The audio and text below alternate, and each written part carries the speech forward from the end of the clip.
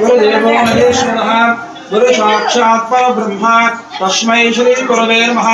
श्री रमासुत वीरवेंकट सत्यनारायण स्वामिदेवताय नमो नमः। नमस्करोमि नमस्कारान् समर्पयामि। अभिषेके शुद्धामवामः तुष्टं संप्रोक्ष्य पूजा प्रारंभ समये शुद्धोदकं महाचेव ओम अस्तोपरक्षाय अस्तोपरक्षाय अस्तोपरक्षाय पूजा प्रारंभ समये दीपाराधनं कृत्वा देवं दर्शयामि। सार्जं प्रवक्ष्य संयुक्तं विद्यते ओम वः ओम शुभः ओम महः ओम जनः ओम नमः ओम सत्यं ओम तस्य वितवरे अन्यं परिभव देवस्य राम दर्शयामि। पूजा कर्पूर नीराजनं दर्शयामि। नीराजना परिवार संतान अंगार ग्रह देवतां नवाहयामि स्थापयामि पूजयामि। ग्रह देवतां सांगां साइदां सवाहनां परिवार संतान ग्रह देवतां नवाहयामि स्थापयामि पूजयामि। बृहस्पति ग्रह देवतां सांगां साइदां सवाहनां पुत्र परिवार संतान बृहस्पति ग्रह देवतां नवाहयामि स्थापयामि पूजयामि। शुक्र ग्रह देवतां सांघं सप्तपत्नी पुत्र परिवार संतां राहु ग्रह देवतां नवाहयामि स्थापयामि पूजयामि। केतु ग्रह देवतां सांघं साइदां सवाहनां सप्तपत्नी पुत्र परिवार संतां केतु ग्रह देवतां नवाहयामि स्थापयामि पूजयामि। ओम श्री लक्ष्मी समिता विष्णु देवतां सांघां साइदां सवाहनां सप्तपत्नी पुत्र परिवार संतां लक्ष्मी समिता विष्णु देवतां नवाहयामि स्थापयामि पूजयामि। ओम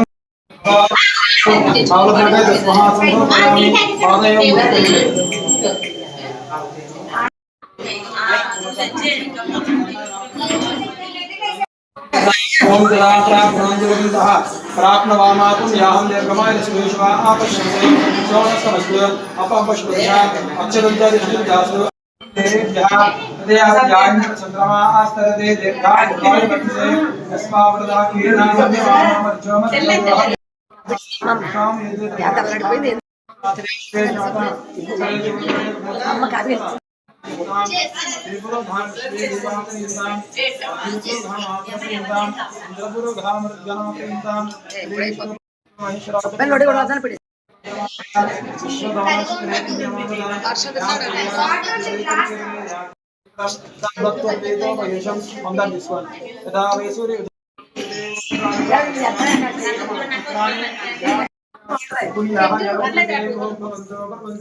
ओम पुण्याहं स्वस्तये वायुः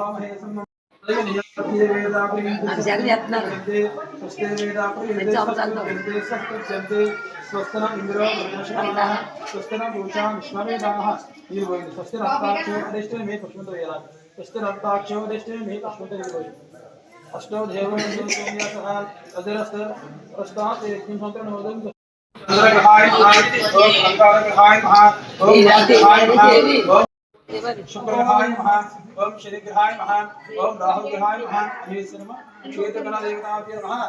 नानाविध फलमेल पुष्पै पूजां समर्पयामि। श्री रमास फलमेल कुंकुमं पूजयामि।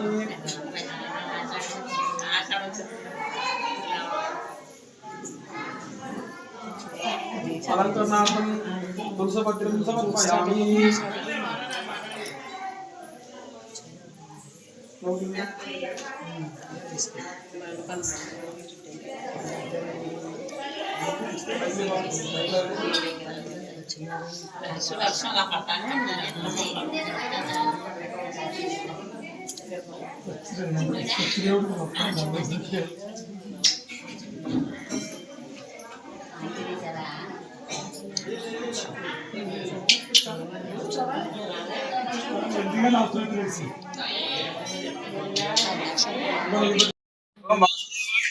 ओम प्रद्युम्नाय नमः ओम अनिरुद्धाय नमः ओम पुरुषोत्तमाय नमः ओम अद्रौष्णाय नमः ओम नारायणाय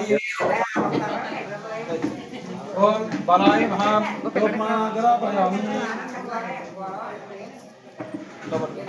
पंचमद्रम वनस्पत्यर्वैः नानागन्धयाग्रहे सर्वदेवानां धूपोऽयं प्रतिहितां धूपमाग्रापयामि। धूपं దాని పిచ్చి దీపం దర్శయామి అటువంటి परिपूर्णं तदास्थिते मम इष्टकाम्य नमासमित वीरवेंकट सत्यनारायण स्वामी देवता प्रीत्यर्थं मम यथाशक्ति कदली फल निवेदनं करिष्ये తీసి ఆ పండు ఎవరి పండు వాళ్ళే ప్రసాదంగా తీసుకోవాలి ఆమె పెట్టుకోవాలి ఆమె కలుసుకోకుండా ఆమె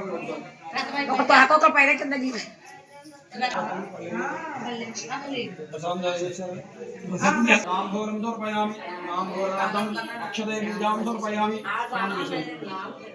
తాంబూలం సమర్పయామి తాంబూలం సమర్పయామి అతః నీరాజనం దర్శయామి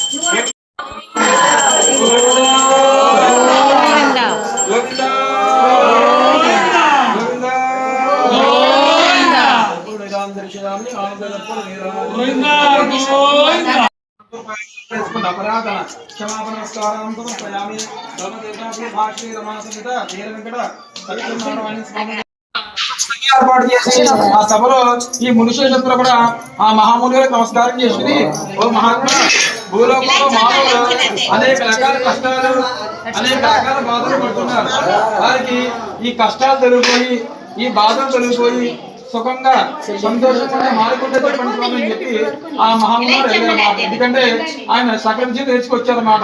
అయితే ఆయన అనగానే ఆయన ఏం చేశారంటే అయ్యా పూర్వము ఇదే విధంగా నారదమని శ్రీ మహావిష్ణువు అడిగాడు. అయితే ఆ శ్రీ మహావిష్ణువు ఆ నారదమ్మ గారికి ఏ విధంగా చెప్పాడో మీకు ఆ విధంగా చెప్పాను, శ్రద్ధగా ఉండాలి అని చెప్పి అది చెప్పడం ప్రారంభించారు అన్నమాట. పూర్వము ఒకనొక సమయంలో ఈ యొక్క నారదమ్మ గారు సకల లోకాలను తిరుగుతూ మార్గం మధ్యలో భూలోకంలోకి వచ్చినమాట. అయితే ఈ యొక్క భూలోకంలో మామూలు పడుతున్న కష్టాలు బాధలు చూసి ఆయనకి ఎంతో దుఃఖం కలిగి దీనికి ఈ కష్టాలు తొలగిపోటుకు ఏదైనా ఉపాయం ఉందా అని చెప్పి ఆలోచించుకుంటూ విష్ణులోకానికి వెళ్ళారు. అంటే ఆ విష్ణులోకానికి కలగానే విష్ణులోకంలో విష్ణుమూర్తి గారు శాశ్వపానంపై పడుకొని శకము చక్రము పద్మము మొదలగు అలంకారంతో కలిగిన స్వామివారిని పిలిచి ఈ యొక్క నారదుడు గారు స్వామివారికి అందాన్ని తన మనసులో ఊహించి చెప్పలేక తన వాకుతో వివరించి చెప్పలేక ఆయనకి అనేక రకాల స్తోత్రంతో నమస్కారం చేసుకున్నారు అన్నమాట. ఆ నమస్కారం చేయగా స్వామికి సంతోషం కలిగి కళ్ళు తెరిచి ఈ యొక్క నారదమహమ్మని చూసి పోయి నారదమహమ్మని ఈ యొక్క భక్తికి మెచ్చానయ్యా, నీ మనసులో ఏదైనా ధర్మమైన కోరుకుంటే కోరుకో, దాన్ని నేను తప్పకుండా నెరవేరుస్తానని చెప్పాను. అట్లా చెప్పగానే అప్పుడు స్వామి యొక్క నారదమహమ్మని స్వామి నమస్కారం చేసుకుని ఓ మహాత్మా, భూలోకంలో మానవులు అనేక రకాల కష్టాలు అనేక రకాల బాధలు పడుతున్నారు. వారికి ఈ కష్టాలు తొలగిపోయి బాధలు తొలగిపోయి సుఖంగా సంతోషంగా ఉండే మార్గం ఉంటే చెప్పండి స్వామి అని చెప్పి కోరున్నాం. అట్లా కోరగానే అప్పుడు స్వామివారు చెప్పడం ప్రారంభించారు అన్నమాట. నారద మహముని, నీవు లోకహితమైన ఒక మంచి విషయాన్ని అడిగావు, దానికి ఒక ఉపాయం కాదు. అదేంటయ్యా అంటే శ్రీరామ వ్రతం. ఎందుకయ్యా అంటే ఇదంతా కూడా కలికాలం. ఈ కలికాలంలో నేను అన్నవరం సత్యనారాయణ స్వామిగా అవతారం ఇచ్చుకున్నాను. నన్ను ఎవరైతే సేవించుకుంటారో, నన్ను ఎవరైతే పూజ చేసుకుంటారో, నన్ను ఎవరైతే దర్శనం చేసుకుంటారో, నా వ్రతం ఎవరైతే చేసుకుంటారో వారి ఇహలోకంలో అంటే ఈ యొక్క భూలోకంలో సకల సుఖాల గురించి అంటూ మా స్వర్గలోక ప్రాప్తి పొందారు అని చెప్పడం. అట్లా చెప్పగానే మళ్ళీ నారదుడు గారు స్వామికి నమస్కారం చేసుకుని ఈ వ్రతాన్ని ఏ విధంగా చేయాలి, ఏ దేవుడికి పూజించాలి, ఎవరెవరైతే వ్రతం చేయాలి, ఎటువంటి సమయంలో వ్రతం చేస్తే మంచిది, ఈ వ్రతానికి ఎటువంటి పూజా సామాగ్రి కావాలి, అయితే కొంచెం వివరంగా చెప్పండి స్వామి అని చెప్పి స్వామివారు అట్లా కోరగానే అప్పుడు స్వామివారు చెప్పడం ప్రారంభించారు. నాకు పోయి నారద మహముని, ఇది సత్యనారాయణ స్వామి వ్రతం. ఈ వ్రతానికి సత్యనారాయణ స్వామిని పూజించాలి. ఈ వ్రతం వైశాఖ మాసంలో కానీ మాఘ మాసంలో కానీ కార్తీక మాసంలో కానీ ఏ మాసంలో అయినా సరే ఒక మంచి రోజున ఈ వ్రతం చేయడం మంచిది. ఏదైనా దరిద్రం సంబంధించినప్పుడు కానీ, ఏదైనా కష్టం వచ్చినప్పుడు కానీ, ఏదైనా వివాదం వచ్చినప్పుడు కానీ ఈ వ్రతం చేస్తే అట్టి వాటి నుండి తప్పకుండా జయం కలుగును. అంతేకాకుండా ఈ వ్రతం భూలోకంలో 4 వర్ణాల వారు, స్త్రీలు పురుషులు కూడా ఈ వ్రతం చేసుకోవచ్చు. ఈ వ్రతం చేసేవారు సూర్యోదయానికి ఉదయాన్ని నిద్ర లేచి నిత్యకృత్యం నెరవేర్చుకుని స్నానాసింద్రి కానిచ్చి యథావిధిగా భక్తితో శ్రద్ధతో ఓ దేవదేవ శ్రీ సత్యనారాయణ స్వామి ప్రభు నీ యొక్క అనుగ్రహం పొందడికై భక్తితో శ్రద్ధతో వ్రతం చేస్తున్నాను స్వామి అని చెప్పి స్వామివారికి సంకల్పం చేసుకుని ఆ రోజు మధ్యాహ్న కాలం వరకు ఉపవాసం ఉండి సాయంత్రం ప్రారంభమయ్యే సమయంలో మళ్ళా తలస్నానం చేసి గోమంతో పూజాస్థలం అంతా కూడా అలిపి 5 రంగుల వరిపిండితో ఒక ముగ్గు ఏర్పాటు చేసి దాని మీద ఒక నూతన వస్త్రం వేసి ఆ వస్త్రం మీద రాశిగా బియ్యం పోసి ఆ బియ్యం మీద ఇదిగా వినాయకుడి పూజ, లక్ష్మీదేవి, పార్వతీ పరమేశ్వరుడు నవగ్రహాలను కూడా ఆవాహన చేసుకుని ఆ తర్వాత స్వామివారికి కలశ పెట్టి పూజించాలి. అంటే ఈ కలశకు చెంపు బంగారం కానీ, వెండి కానీ, ఇత్తర కానీ, రాగి కానీ లేదా మట్టితో కానీ పెట్టుకోవచ్చును. ఎవరు శక్తి పెడితే వారి కలశం ఏర్పాటు తీసుకువచ్చును. ఆ కలశంలో నీరు వేసుకుని ఒక మామిడికాయ ఉంచుకుని ఒక కొబ్బరికాయ ఉంచుకుని దాని మీద మళ్ళా నూతన వస్త్రాన్ని ఏర్పాటు చేసుకుని దాని దగ్గరలో ప్రతిమా రూపంగా స్వామివారి ప్రతిమ తయారు చేసుకోవాలి. ఆ ప్రతిమకు అర్ధక్షార బంగారం కానీ, పావుక్షార బంగారం కానీ లేదా పావుక్షార బంగారం కానీ ఎవరు శక్తి పెడితే వారి కలశంగా ప్రతిమ ఏర్పాటు చేసుకోవాలి. అయితే ముందుగా వినాయకుడి పూజ, లక్ష్మీదేవి, నవగ్రహాలు కూడా పూజ చేసిన తర్వాత స్వామివారికి ఆ ప్రతిమ పూజించాలి. స్వామివారికి వరిపిండి, ఆవు పాలు, ఆవు నెయ్య, గోధుమక, వెనుచో, బెల్లము అన్ని సమానంగా ఏర్పాటు చేసుకుని స్వామివారికి ప్రసాదం తయారు చేసి తన బంధువులు గ్రామానికి పిలిచి వచ్చి యథావిధిగా భక్తితో శ్రద్ధతో వ్రతం సంపన్నంగా పూజ చేసుకుని బ్రాహ్మణులకు దక్షిణ ఇచ్చి కథ శ్రద్ధగా విని తన బంధువులతో కూర్చుని భోజనం చేసి తర్వాత స్వామివారికి ప్రీతిగా నిత్యము వ్రతము జరపాలి. ఇలా భూలోకంలో మానవులు ఎవరైతే భక్తితో శ్రద్ధతో వ్రతం చేస్తారో మరి ఇహలోకంలో అంటే ఈ యొక్క భూలోకంలో సకల సుఖముల నుంచి అంతిమ స్వర్గలోక ప్రాప్తి పొందను. ఇది స్కాంతపురాణేన శ్రీ రమా సమేత వీర వెంకట సత్యనారాయణ స్వామి దేవత ప్రథమ అధ్యాయో సమాప్త. గోవింద గోవింద గోవింద.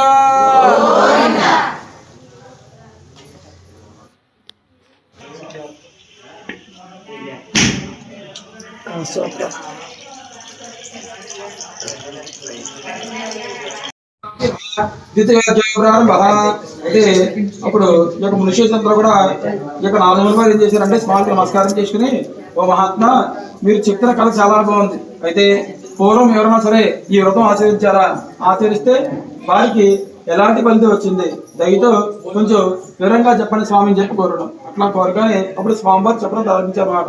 పోయి నారహోని పూర్వము ఈ యొక్క వ్రతం ఎవరితో జరిగిందో వారికి అది చెప్తేనయ్యా శ్రద్ధగా ఉన్నాయి అని చెప్పి అని చెప్పడం ప్రారంభించారు అన్నమాట. పూర్వము ఒకనొక సమయంలో ఒక కాశీపట్నంలో ఒక బ్రాహ్మణుడు ఉండేవాడు అన్నమాట.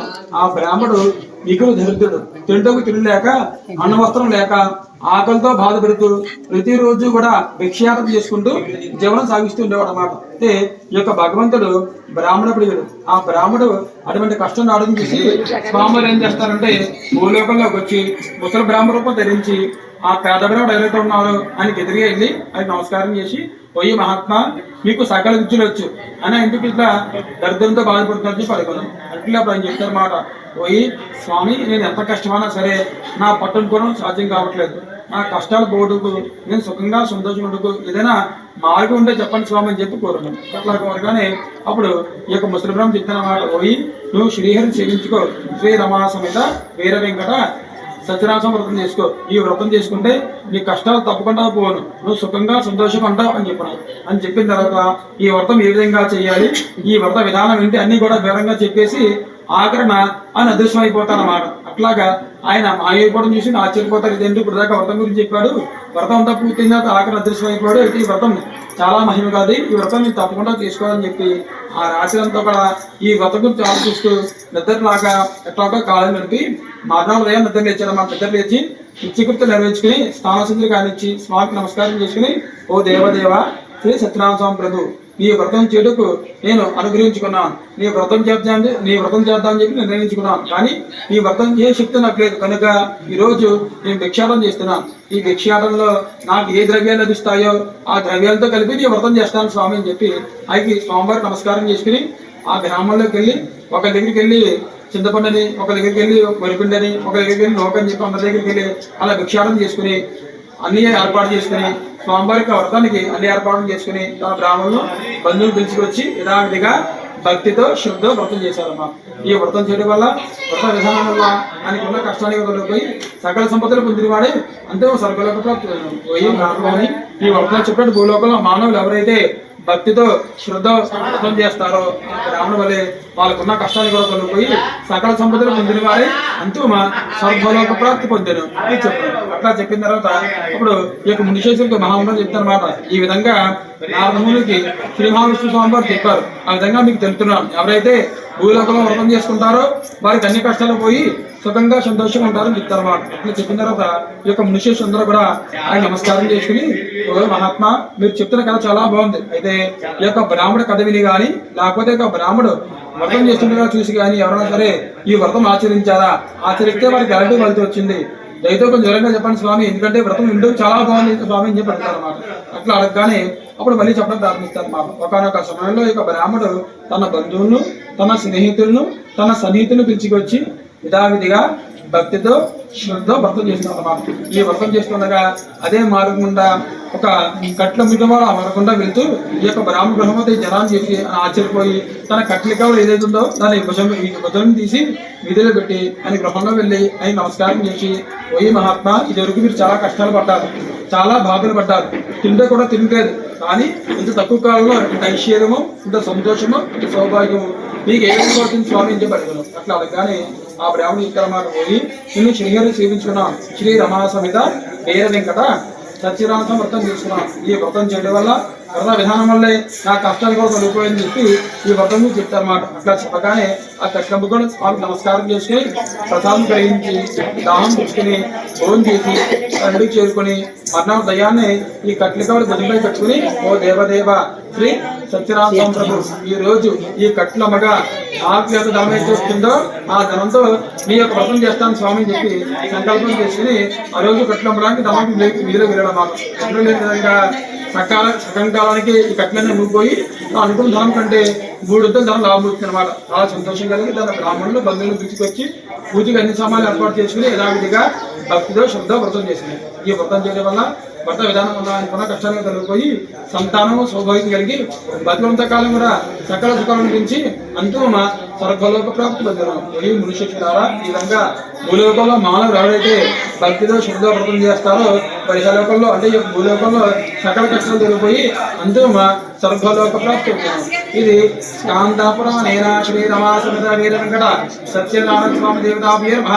ద్వితీయోధ్యాయో సమాప్తః. గోవింద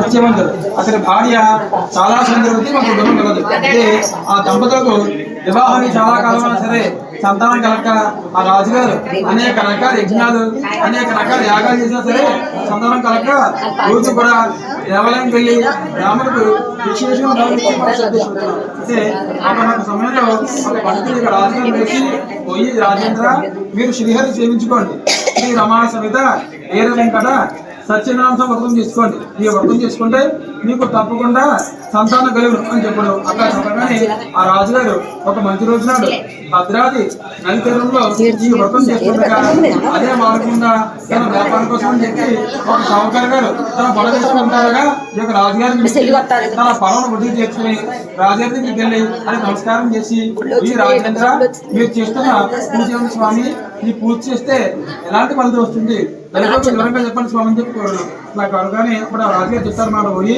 నాకు వివాహాలు చాలా కాలమైంది, నాకు సంతానం కలగలేదు, సంతానం కలిగితే సత్యనారాయణ వ్రతం చేస్తామని చెప్తారు అన్నమాట. అట్లా చెప్పగానే ఆ షావుగారు ఏం చేస్తారంటే స్వామి నమస్కారం చేసుకుని ఓ మహాత్మా నాకు కూడా వివాహం చాలా కాలమైంది, నాకు కూడా సంతానం కలగలేదు కనుక నాకు ఎప్పుడైతే సంతానం ఇస్తావో అప్పుడే నీ వ్రతం చేస్తాను స్వామి అని చెప్పి స్వామికి నమస్కారం చేసుకుని తన వ్యాపారం వెళ్ళిపోతాను అన్నమాట. తన వ్యాపారంతో కూడా సంపూర్ణంగా పూర్తి చేసుకుని తన స్వగ్రామం చేరుకుని తన భార్యన లీలావతికి ఈ వ్రతం గురించి చెప్తారన్నమాట. అలా చెప్పగానే ఆ భార్యవతిలో కూడా స్వామికి నమస్కారం చేసుకుని ఓ దేవదేవ శ్రీ సత్యనారాయణ స్వామి ప్రభు మాకు ఎప్పుడైతే సంతానం ఇస్తావో అప్పుడే నీ వ్రతం చేస్తాను స్వామి అని చెప్పి స్వామివారికి సంకల్పం చేసుకుని స్వామివారి సంకల్పం చేసుకుంటారు. అలా కొంతకాలం ఏమవుతుందంటే ఈ యొక్క లీలావతి తన భర్తతో సుఖం అనిపించి తరుపతి నవమాసంలో మోసి 10వ మాసంలో ఒక కుమార్తె పుట్టిందన్నమాట. ఆ కుమార్తె శుక్లపక్ష సుందరికి వల్లే ఎంతో అభివృద్ధి చెందిందన్నమాట. అమ్మాయికి కళావతి అని పేరు పెట్టి అల్లారు ముద్దుగా ఉంటుంటారు అన్నమాట. అయితే ఈ యొక్క లీలావతి ఏం చేసినంత భర్తం చేసిన ఆదా మనకు సంతానం కలిగిన వెంటనే స్వామివారికి వ్రతం చేసుకుంటామని చెప్పి సంకల్పం చేసుకున్నాం. మనకు సంతానం లభించింది, ఇంకెందుకు ఆదర్శు 2 వ్రతం చేద్దామని చెప్పి కోరుతున్నారు అన్నమాట. అప్పుడు ఈ షావుకారు ఏం చేస్తారంటే ఖర్చుకి వెనకాల ఎందుకమ్మా అమ్మాయి వివాహాల్లో మన బంధువులందరూ వస్తారు కదా, అప్పుడు ఖర్చులో ఖర్చు కలిసి వస్తుంది, అప్పుడు వ్రతం చేద్దామని చెప్పి సమాధానం చెప్పేసి వ్యాపారం వెళ్ళిపోతారు అన్నమాట. ఎప్పుడైతే ఈ యొక్క షావుకారికి అమ్మాయి సంతానం కలిగిందో అప్పటి నుంచి కూడా ఈ షావుకారి గారికి అనేక రకాల వ్యాపారంలో అనేక రకాల లాభాలు వచ్చి కోడిసి పడిపోతారు అన్నమాట. అయితే అమ్మాయి పెళ్లి చేసుకొస్తున్నమాట. అయితే ఒక దోతం పిలుచుకెళ్ళి నువ్వు వెళ్ళి నాకు ఆ కుమార్తెకు ఇష్టం పెళ్లి కూడా తీసుకురా, అబ్బాయి కూడా నాకు ఇళ్ళగళ్ళు కావాలి, ఏ పని చెప్తే ఆ పని చేయాలి, అలానే అర్థం చేసినా అని చెప్తారన్నమాట. అట్లా చెప్పగానే అప్పుడు ఆ దోత అడుగుతారు, ఎందుకు అయ్యారు అడుగుతున్నారంటే ఏం లేదు, ఈ అమ్మాయి ఎప్పుడైతే నాకు సంతానం కలిగిందో అప్పటి నుంచి కూడా నేను పట్టిన దాకా బంగారం అయిపోయింది, నేను వ్యాపారం చేసినా సరే వ్యాపారంలో లాభాలు వచ్చి కోడీశ్వరుడు అయిపోయాను, ఇప్పుడు అమ్మాయిని వివాహం చేసి అత్తరింటికి పంపించేస్తే ఈ ఐశ్వర్యం అయితే కూడా వెళ్ళిపోతుందేమో, అలా వద్దు నాకు ఎల్లగొల్లు కావాలని చెప్తారన్నమాట. అలా చెప్పగానే ఆ దూత అనేక రకాల నగరాలు అనేక రకాల రాజ్యాలు తిరిగి కాంచనా నగరంలో యోగ్యమైన వైశ్యకుమారుని తీసుకొచ్చి తనకు తన కుమార్తెకి ఇష్టం చేసి అంగరంగ వైభవంగా చేస్తారన్నమాట. అయితే ఈ యొక్క వివాహ సంతోషం పడిపోయి ఆ భార్యవాళ్ళిద్దరు కూడా స్వామివారికి వ్రత విషయం మర్చిపోతారన్నమాట. అందుకే స్వామికి కోపం కలుగుతుంది. అయితే ఈ షావుకారు తన కుమార్తె వెళ్ళి చాలా వైభవంగా చేయడం వల్ల తన దగ్గర ధనంతో కూడా అయిపోతుంది అన్నమాట. ఎలాగో అల్లుడు వ్యాపారం ఇప్పించారు కదా, ధనం సంపాదించారు కదా అని చెప్పి అల్లుని తీసుకుని వ్యాపారం కోసం అని చెప్పి రత్నా సరుకుని అక్కడికి వెళ్తారన్నమాట. అక్కడ చంద్రకేతుని రాజుగారు రాజపరిపాలన చేస్తూ ఉంటారు. అయితే ఈ వైశ్యులు తన వద్దం చేయడంతో స్వామి కోపం వచ్చి దీనికి దారుణము కఠినము దుఃఖము బలుగాకని చెప్పి స్వామి శిపిస్తారన్నమాట. అలా శిపించడం ఏమవుతుందంటే ఆ రోజు రాత్రి ధనాగారంలో రాజుగారి యొక్క ధనాగారంలో ఇద్దరు మాయుధంలో పడతారన్నమాట. మాయుధంలో పడి కొంత ధనం దోచిపెట్టిపోయి ఈ వైశ్యులు ఎక్కడైతే ఉన్నారో వాళ్ళ దగ్గరికి వచ్చి ఆ ధనం చుట్టూ విడిచిపెట్టేసి అక్కడ నుంచి ఆ మాయుధంలో ఇద్దరు కూడా దృశ్యమైపోతారు అన్నమాట. అయితే ఈ యొక్క దొంగల పడిన విషయం రాజుపాటు తెలిసి రాజు నాలుగులా తిరుగుతుండగా ఈ వైశ్యులు అయితే రాజుగారికి ధనం చూసి ఈ వైశ్యుల దొంగలని చెప్పి వారిని కట్టి రాజుగారికి తీసుకెళ్తారు. మనం తీసుకెళ్లి రాజుగారు నమస్కారం చేసి పోయి రాజేంద్ర ధనంతో పాటు దొంగలు కూడా తీసుకొచ్చాం, వాళ్ళు విచారించండి, వారికి తగిన శిక్షించాలి స్వామి అని చెప్పి ఈ ఒక బట్టలు రాజుగారిని కోరుతారు అన్నమాట. అయితే ఈ రాజుగారు ఏం చేస్తారంటే వీళ్ళేమి విచారించకుండా తీసుకెళ్లి కారాగారంలో బంధించడం ఆజ్ఞాపిస్తారు అన్నమాట. అంతేకాకుండా ఈ రాజుగారి ధనంతో పాటు ఆ వైశ్య ధనం కూడా రాజుగారు తీసుకుంటారు అన్నమాట. వారు ఎంత చెప్పినా సరే స్వామి మాగి వల్ల వారు వాటిలో ఎవరు నమ్మరన్నమాట. అలా కొంతకాలం గడిచిపోతుంది. తన భర్త చాలా కాలం అయింది, తిరిగి రావాలని చెప్పి మనం విచారణ ఎక్కువయ్యి ఈ యొక్క లీలావతి చేస్తే మంత్రం పడుతుంది అన్నమాట. ఇంకా ధనంతో కూడా దొంగలు దోచుకెళ్ళిపోతారు.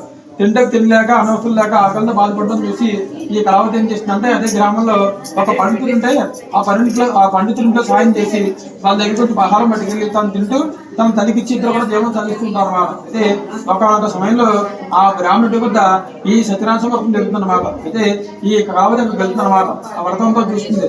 వ్రతంతో పూర్తయిన తర్వాత కొంచెం ప్రసాదం తీసుకుని తన ఇంటికి చేరుకుంటుంది అన్నమాట. అయితే రోజు పెద్ద వచ్చే కూతురు ఆ రోజు చీకటి పట్టాకి దిక్కురావడంతో తల్లి భయపడి వెళ్తున్నమాట. ఏమా ఈ రోజు ఇంటికి కాల్సింది పడితే చెప్తున్నమాట. అమ్మా నేను రోజు వెళ్ళే బ్రాహ్మణుడి వద్ద ఈ రోజు వ్రతం చేశారమ్మా, సత్యనారాయణ స్వామి వ్రతం అంతా చాలా బాగుంది, ప్రసాదం కూడా ఇచ్చారమని చెప్పి కొంచెం ప్రశాంతాన్ని తగ్గించి తను తింటున్నమాట. ఎప్పుడైతే ఈ యొక్క ప్రసాదం స్వీకరిస్తుందో అప్పుడు ఏదైతే గుర్తిస్తుందన్నమాట. తన భర్త ఈ వ్రతం చేస్తానని చెప్పి సంకల్పం చేసుకున్నాడు.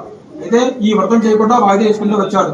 అలా వాయిదా వేయడం వల్లే మాకు ఇటువంటి కష్టం వచ్చిందో అనుకునే వెంటనే స్వామికి నమస్కారం చేసుకుని ఓ దేవదేవ శ్రీ సత్యనారాయణ స్వామి ప్రభు, నా ఒంట్లో ఆరోగ్యం బాగోదు కనుక నా కుమార్తె దక్షిణాన్ని వ్రతం చేస్తాను స్వామి, నా భర్తను నా అల్లుడిని ఇంటికి పంపించాను స్వామి, ఆ అపరాధాన్ని క్షమించాను స్వామి అని చెప్పి స్వామివారికి సంకల్పం చేసుకుంటున్నమాట. అయితే అలా చెప్పగానే స్వామికి సంతోషం కలిగి ఆ రోజు రాత్రి చంద్రకేతు రాజు గారు తెలుస్తుంటే ఆయన సఫలలోకంలో స్వామివారి ప్రత్యక్షమయ్యి పోయి రాజేంద్ర నీవు అన్యాయంగా ఇతర వైశ్యులు బంధించావు, వాళ్ళని విడిచిపెట్టే, అంతేకాకుండా నీ ధనంతో పాటు వారి ధనం కూడా తీసుకున్నావు, వారి ధనం వారికి ఇచ్చే, వాళ్ళని విడిచిపెట్టే, లేకపోతే నువ్వు సర్వనాశనమైపోతావు సుమా అని చెప్పి స్వామివారి చెప్పి అదృశ్యం అయిపోతారు అనమాట. అయితే ఈ రాజుగారికి దైవభక్తి ఎక్కువ అనమాట. అలాంటిది స్వామివారి కళ్ళకు చెప్పగానే ఎంత భయం కలిగి ఆ వయసును విడిచిపెడేస్తారు అన్నమాట. విడిచిపెట్టేసి వారు కట్టుకోవడానికి నూతన వస్త్రాలు ఇచ్చి వారి దగ్గర తీసుకుని దండప కంటే ఎట్టుకుదనం వారికి ఇచ్చి వారు సంతోషపడతారు అన్నమాట. అయితే ఈ శవగారితో కూడా రాజుగారు నమస్కారం చేసుకుని సకల సత్కారం అందుకుని తన నగరానికి బయలుదేరుతారు అన్నమాట. ఇది కాంతాపురం నేనా శ్రీరమా సమేత వీర వెంకట సత్యనారాయణ స్వామి దేవతాభి నమః. తృతీయోధ్యాయ సమాప్తః. గోవింద గోవింద గోవింద.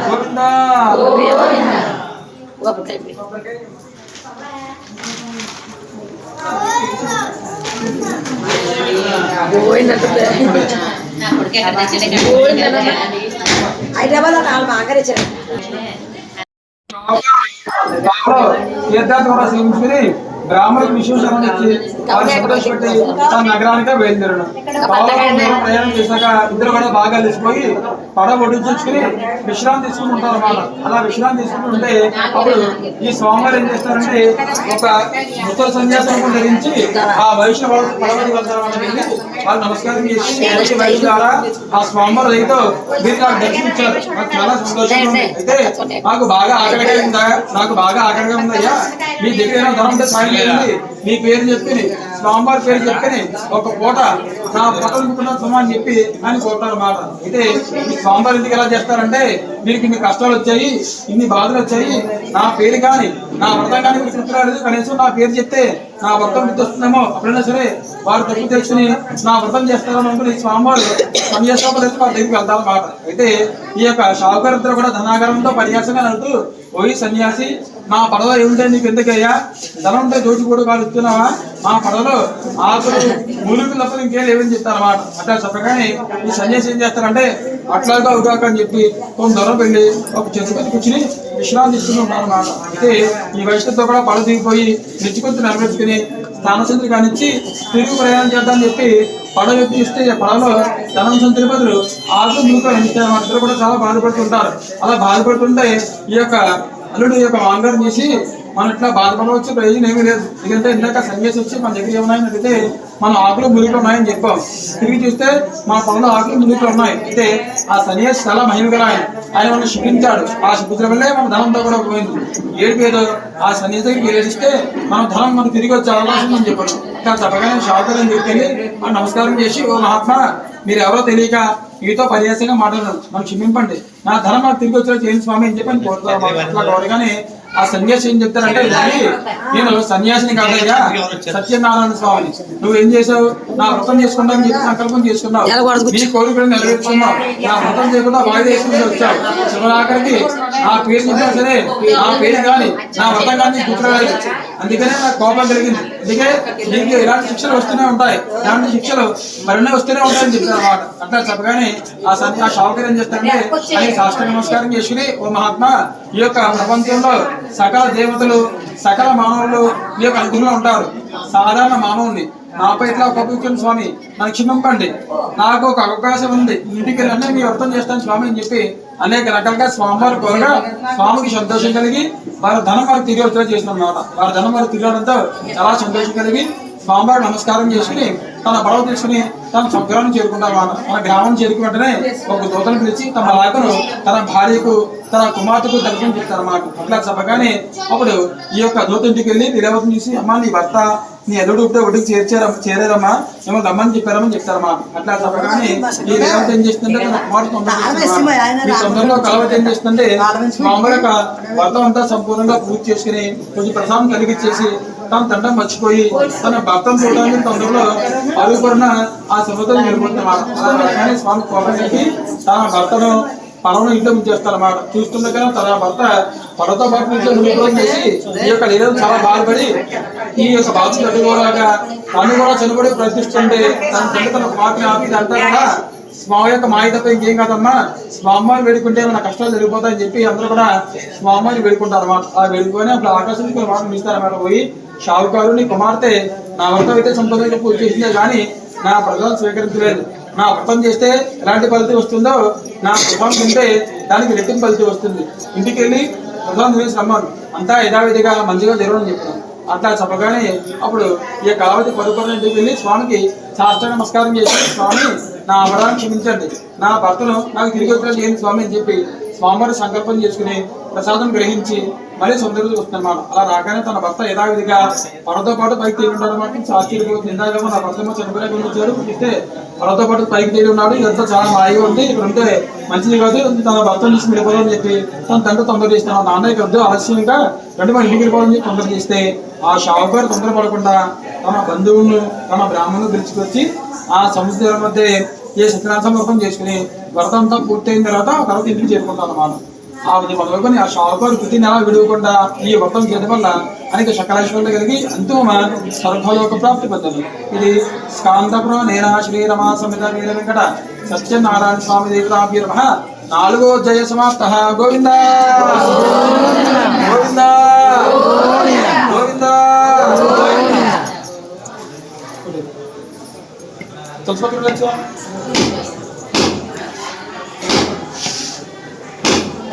వాళ్ళ కష్టబ్దాన్ని శ్రద్ధగా ఉండండి. పూర్వము ఉలాకము కూడా రాజు కలవాడు, అతడు విధిని కూడా జయించాడు సత్యవంతుడు. అయితే అతనికి 100 మంది కుమారులు అన్నమాట. అయితే ఈ రాజుగారు కాకుండా ఆ కుమారులు కూడా ప్రజలకి ఎటువంటి కష్టాలు నష్టాలు లేకుండా రాజపరిపాలన చేస్తూ ఉంటారు అన్నమాట. అయితే ఒకనొక సమయంలో ఈ యొక్క రాజుగారు అడవికి వెళ్ళి అనేక రకాల జంతువులు వేటాడి తిరిగి వచ్చే మార్గంలో ఒక మారేడు చెట్టు కింద యాదవులు తన బంధువులతో కూర్చుని భక్తితో శ్రద్ధతో వ్రతం చేస్తుండగా ఈ రాజుగారు ఆ మార్గంలో వెళ్తూ స్వామికి నమస్కారం కూడా చేయకుండా దూరంగా వెళ్ళి ఒక చెట్టు కింద కూర్చుని విశ్రాంతి తీసుకుంటుంటారు అన్నమాట. అయితే ఈ రాజభట్లు ఏం చేస్తారంటే ఈ యొక్క స్వామివారం చేసి నమస్కారం చేసుకుని మళ్ళీ పూజాస్థానానికి వచ్చి రాజుగారికి కూర్చుని విశ్రాంతి తీసుకుంటుంటారు అన్నమాట.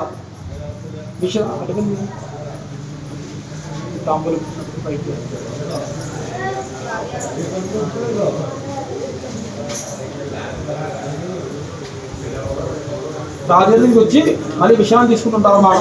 అలా విశ్రాంతి తీసుకుంటుంటే అప్పుడు గొడవలంతా పూజ అంతా పూర్తయిన తర్వాత ఈ యొక్క రాజుగారిని చూసి కొంచెం ప్రసాదం పట్టుకెళ్ళి రాజుగారికి ఇచ్చి మళ్ళీ పూజాస్థానానికి వచ్చి అందరూ కూడా భక్తితో ప్రసాదం పూజిస్తుంటారు అన్నమాట. అయితే ఈ రాజుగారు ఏం చేస్తారంటే గొడవలు ఇచ్చారని చెప్పి నీచంగా భావించి స్వామివారికి ప్రసాదం తినకుండా తన రాజుగారికి బయలుదేరుతారు అన్నమాట. అయితే ఈ రాజభట్లు ఏం చేస్తారంటే స్వామివారికి ప్రసాదం స్వీకరించి రాజుగారికి ప్రయాణం చేస్తారన్నమాట. అలా కొంత దూరం ప్రయాణం చేశాక ఏమవుతుందంటే ఈ యొక్క రాజుగారికి ఏమో సైన్యం కనిపించదు, ఈ సైన్యానికి ఏమో రాజుగారు కనిపించదు. అయితే రాజుగారు సైన్యం కోసం చూసి ఇంకా ఆలస్యం అయిపోతుందని చెప్పి తన గుర్రాన్ని తీసుకుని రాజ్యానికి వెళ్ళిపోతారు అన్నమాట. అలా రాజ్యానికి వెళ్ళిపోగా ఏమవుతుందంటే ఆ రాజ్యం మీదకి వేరే దేశం రాజులు వచ్చి యుద్ధం చేసుకుంటారు అన్నమాట. యుద్ధంలో ఆయనకున్న 100 మంది కుమారులు చనిపోతారు. అంతేకాకుండా ఆ రాజ్యంలో వాళ్ళ సైన్యం అంతా కూడా చనిపోతుంది అన్నమాట. అది చూసి ఆశ్చర్యపోతారు. ఇదేంటి, నాకున్న బలానికి నాకున్న బలగానికి ఒక 4 రోజులు యుద్ధం చేస్తే కానీ నా సైన్యాన్ని ఎవరు ఓడించలేరు, అలాంటిది నా రాజ్యం ఓడిపోవడం ఏంటి, నా కుమారుడు చనిపోవడం ఏంటి, ఏదో పొరపాటు చేశాను, ఈ పొరపాటు చేయడం వల్లే నాకు ఇటువంటి శిక్ష వచ్చిందని చెప్పారని చాలా బాధపడుతుంటారు. అలా బాధపడుతూ అప్పుడు ఏం చేస్తారంటే తన గుర్రాన్ని తీసుకుని ఆలోచిస్తుంటారు అన్నమాట. ఇదేంటి, నేను ఏ పొరపాటు చేశాను, ఎందుకు నాకు ఎలా జరుగుతుంది, పొద్దున్న చెప్పి ఆలోచిస్తూ నాకు గుర్తొస్తుంది వాడు ఇందాక యాదవులు ఇచ్చారని చెప్పి నీచంగా భావించి సత్యదేవుడు ప్రసాదం స్వీకరించకుండా అక్కడే పడేసి అప్పటి నుంచి కూడా నా కష్టాలు ప్రారంభమయ్యాయి. అయితే ఆ ప్రసాదం తినకపోవడం వల్ల ఇవన్నీ జరుగుతాయని చెప్పి ఆయన పరుగుపడిన ఆ గౌరవం జరుగుకుని ప్రసాదం వెళ్తారన్నమాట. మనం క్షమించండి రాజుగారు, మేము అందరూ పూజ చేసుకుని ప్రసాదం కూడా తినేసామని చెప్తారమ్మా. అలా చెప్పగానే ఆ రాజుగారు ఏం చేస్తారంటే మళ్ళీ పూజకని ఏర్పాటు చేసుకుని అలా ప్రసాదం జరిగించి యథావిధిగా భక్తితో శ్రద్ధ వ్రతం చేసుకుని వ్రతంతో పూర్తయిందో ప్రసాదం నైవేద్యం బట్టి స్వామి నా పరాన్ని క్షమించండి, నా రాజ్యాన్ని నా కుమారులు నాకు తిరిగి వచ్చేది చేయండి స్వామి అని చెప్పి స్వామివారికి నమస్కారం చేసుకుని ప్రసాదం స్వీకరిస్తారన్నమాట. అలా ప్రసాదం స్వీకరించగానే స్వామివారికి సంతోషం కలిగి తన రాజ్యాన్ని తన కుమారులు తిరిగి వచ్చేలా చేస్తారన్నమాట. అయితే ఈ రాజుగారు ఏం చేస్తారంటే తన గుర్రం తీసుకుని రాజ్యాన్ని వెళ్తుండగా ఇందాక తక్కువ సైన్యం ఎవరైతే ఉన్నారో వాళ్ళు మళ్ళీ రాజ్యాన్ని కలుసుకుంటారు. వాళ్ళందరూ కలిసి రాజ్యానికి వెళ్ళగానే తన కుమారులు తన సైన్యం కూడా ఎవరి పని వారు చేసుకుంటూ సంతోషం ఉన్నారన్నమాట. చూస్తే ఆశ్చర్యపోతారు. ఇందాక చూస్తే నా కుమారుడు చనిపోలేకపోయించారు, నా సైన్యం చనిపోయింది. ఇప్పుడు చూస్తే నా కుమారులు నా సైన్యం కూడా ఎవరి పని వారు చేసుకున్నారు. అయితే ఈ వ్రతం చాలా మహిమ కలది, ఇన్నాళ్ళ నుంచి కూడా ఈ వ్రతం చేసుకోలేకపోయాం, ఇక్కడి నుంచి తప్పనిసరిగా వ్రతం చేయాలని చెప్పి ఆయన నిశ్చయించుకుని ఆయనే కాకుండా ఆ రాజ్యంలో ప్రజలంతా చేత కూడా సామూహికంగా ఈ వ్రతం చేయడం ప్రారంభించాలన్నమాట. ఈ వ్రతం చేయడం వల్ల వ్రత విధానం వల్ల ఈ యొక్క వ్రత విధానం వల్ల ఆయనకున్న కష్టాన్ని కూడా తొలగిపోయి సకల సంపదలు పొందిన వారై అంతిమ స్వర్గలోక ప్రాప్తి పొందారు.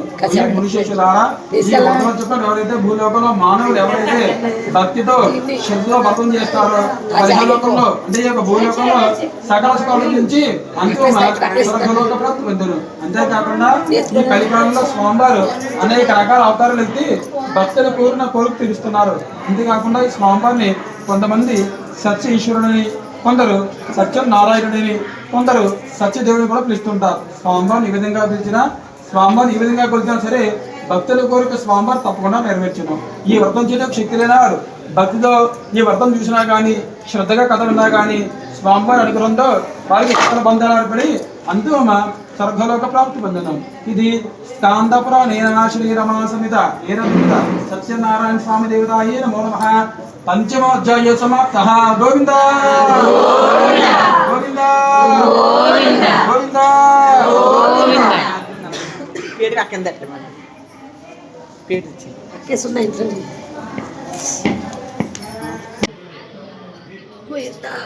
ఓం భగవత్ స్వాహ. నీళ్ళని సార్ కొబ్బరికాయ ప్రసాదం గర్భో దేవశ్రీ మహి హే గోలో మహాప్రచోదయ ఓమా గుర్ధోర సమృతం బ్రహ్మ భూర్భువ స్వరం ఔషధాతం యథాశక్తి నారికేల సహిత కదలీ ఫల సహిత ఫలహార సహిత నివేదనం సమర్పయామి. ఓ కట్టుకుండి మనం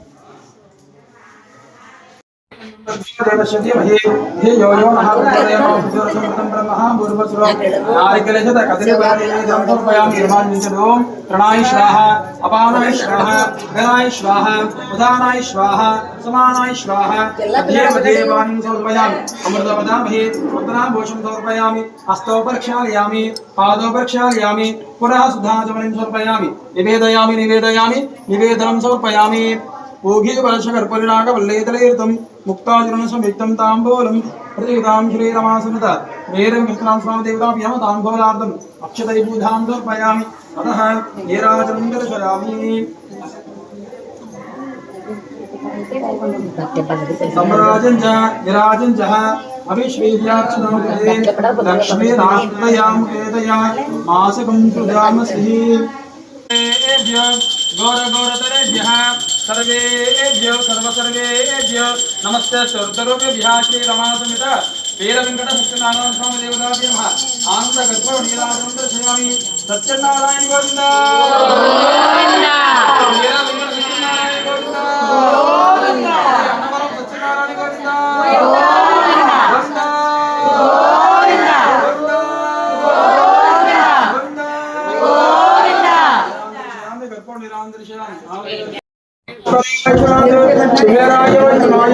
महाराजाय महा. ओम तद्ब्रह्मा ओम तद्वायुः ओम तदात्मा ओम तत्सत्यम ओम तत्सर्वं ओम तत्पुरोर्नमः. अंतरतर देशो भूतेषु गृहायां विष्णुमूर्तिषु तं यज्ञाशं नमस्कारस्तं इंद्रस्तं विष्णुस्तं रुद्रस्तं ब्रह्मस्तं प्रजापतिः तमः ओंकारान् ईशान सर्वविद्यानां ईश्वर सर्वभूतानां ब्रह्माधिपतिर् ब्रह्मणोधिपतिर् ब्रह्मा शिवमे सदाशिवं नमस्तेऽस्तु. भगवान विश्वेश्वराय महादेवाय त्र्यंबकाय त्रिबंधकाय नीलकंठाय मृत्युंजयाय सदाशिवाय महेश्वराय श्रीरमासमित वीरवेंकट सत्यनारायण स्वामी देवताय वेदोक्त स्वर्ण दिव्य मंत्र पुष्पं समर्पयामि. नमस्करोमि नमस्कारां समर्पयामि. इधर कलश लाओ लपटो हनुमान हक्केलो इधर మా అందరూ దేవుడు నమస్కారం చేసుకుని 3 మార్లు మీ కుడిలో ప్రదక్షిణ చేయండి. మన యానికా నిశా పాపాంజన ఆత్మశాస్త్రాన్ని మా అందరూ దేవుడు నమస్కారం చేసుకోండి. చెప్పండి ఆయుర్దేహి